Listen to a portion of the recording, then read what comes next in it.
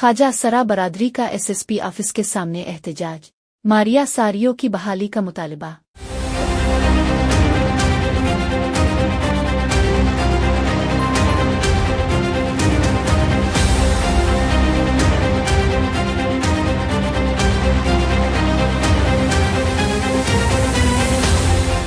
حیدرآباد میں خواجہ سرا برادری نے SSP آفس کے سامنے احتجاجی مظاہرہ کرتے ہوئے سابق انچارج وومین کمپلینٹ سیل ماریا ساریو کی بحالی کا مطالبہ کیا۔ مظاہرے کے دوران شرکا نے ماریا ساریو کے حق میں شدید نعرے بازی کی، جبکہ پولیس کی جانب سے SSP آفس کے اطراف سیکیورٹی سخت کر دی گئی اور اضافی نفری بھی طلب کر لی گئی۔ مظاہرین نے SSP آفس کے سامنے دھرنا دیتے ہوئے مطالبہ کیا کہ ماریا ساریو کو فوری طور پر دوبارہ وومین کمپلینٹ سیل کا انچارج مقرر کیا جائے۔